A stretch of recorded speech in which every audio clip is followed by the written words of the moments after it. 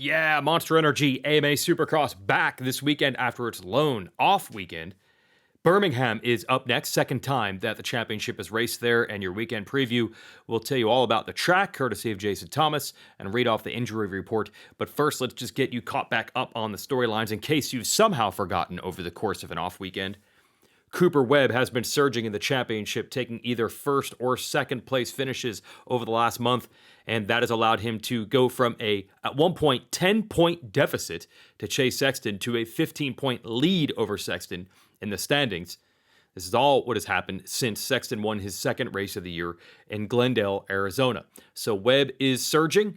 We'll see if the weekend off works in the favor of Sexton, who has historically won races early in the season and late, and tends to have a mid-season slump. So this could just be the same old pattern, and if you're a Sexton fan, that means time could be right for him to go on another run and get some of those points back.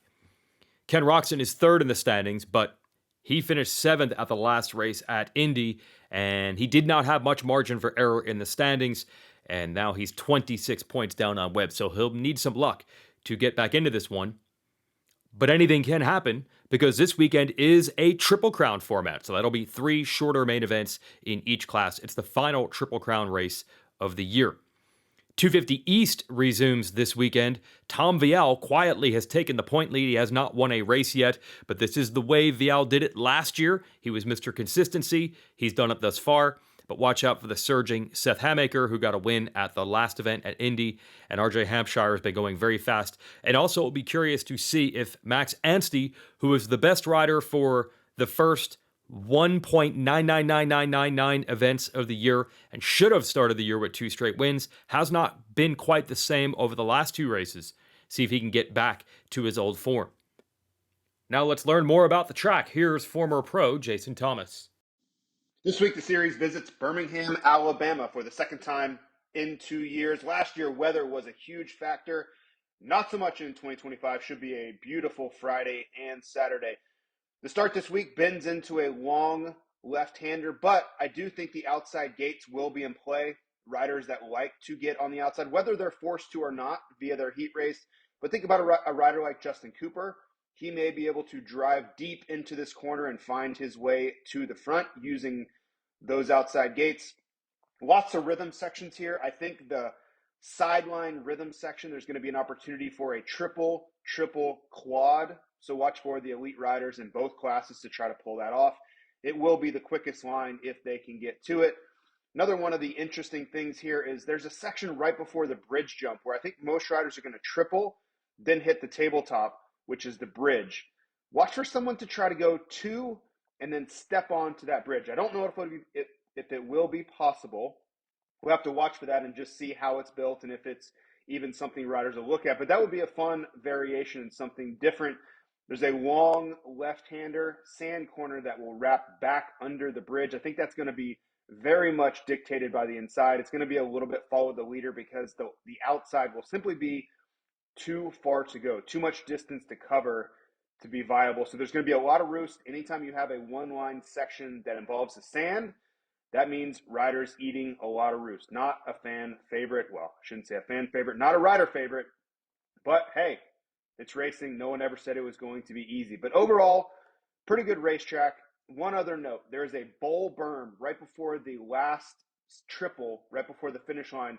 That's going to be your last opportunity to pass. So watch for some heavy block passing going on there because it's going to be the last opportunity riders will get to make a move before the 2 90-degree corners and into the finish line. That's it for Birmingham. I hope everybody enjoys it, and we will talk to you next week before we head to Seattle.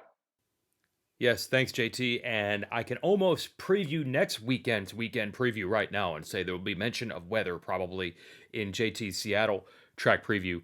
As for the sand section, fan favorite, rider favorite? Yeah, maybe not either, but we did do a podcast with the folks at Leatt Pro who know all the ins and outs of the data on the bikes, and they say that the sand actually leads to some of the largest variation in speeds between riders.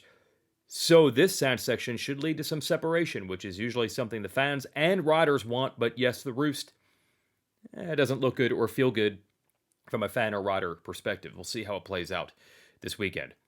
Now on to the injury report brought to you by our friends at Leatt. But here's something interesting. There is actually a 450 rider returning to action. There's someone coming off of the injury report, and that is Christian Craig, who had already signed to return to Monster Energy Yamaha Star Racing last year for this year, but then tore his ACL in his last race for Rockstar Husqvarna at SMX at the end of 2024. So he's been recovering from ACL surgery throughout and is finally back this weekend at Birmingham. Also, one other rider returning to the 450 gate, Josh Cartwright, popular privateer, who's usually around that 450 LCQ bubble battle, is out for the season with a torn ACL, but has decided he will come back for just this weekend only. He's kind of a native of this neck of the woods, so it's a bit of a home race for him. Not sure how prepared he'll be, but he is going to race. Cartwright plans on racing full-time again in 2026. This will be a one-off event for him to be in. Out for the weekend, you've got Cade Clayson, broke his arm earlier in the year, hopes to return to racing at Foxborough or Philadelphia. We're talking 450 class here. As you know, the Lawrence brothers, Hunter out with a shoulder, Jet out with ACL injury in his knee, Jorge Prado out with a shoulder injury, and Eli Tomac out with a leg injury. Although we did interview Tomac this week, more about his dominant run 10 years ago at Hangtown, but he did give us the update. He's healed up enough now to be riding a bicycle, and he's itching to get back on the motorcycle soon. Tomac has hinted that he might be able to make it back for a few Supercross races before the Pro Motocross season begins, which he'll be racing also. There is one more rider whose status we don't quite know yet, and that is Joey Savacci, who did go down hard at Indy. Not sure if he'll be able to line up this weekend. 250 East is racing this weekend, so we'll keep the injury list to that class. Pierce Brown out with a back injury suffered while leading the race at Tampa. Casey Cochran still on the bike but not racing. He suffered a leg injury in the offseason. Levi Kitchen, a brutal crash in Daytona. He's out for the foreseeable future. Not sure when he's back with some broken vertebrae and a broken collarbone. Gage Linville dislocated a finger in Indianapolis, but he will be racing Birmingham. Cameron McAdoo out for a while with a torn ACL. Nick Romano hurt his knee in Tampa, but he will return and race at Birmingham. A devastating crash and a sad one for Chad Saltz, fracture and injury in the spinal cord. He has lost sensory and motor control below his T8 vertebrae. Go to road2recovery.com and try to help out Chad. Chad Saltz out, and that's certainly sad news to report. Devin Simonson has a wrist injury for the Club MX team that's kept him out of action, but he is clear to get back on the bike and is optimistic he'll return to racing in the future. Angelique Swoll has been out all season with a torn Achilles. You can look on this Instagram channel for an interview with Swoll that we posted today. He talks quite a bit about the Achilles injury and when he hopes to return to racing. Angelique's a fun guy. Check out the interview. That's it for the injury report for the East. Racing will take place at 7 o'clock Eastern Time. That's when the gates will drop, so be sure to watch on Peacock or the SMX Video Pass if you're outside the United States, or just go to the stadium in Birmingham and watch in person.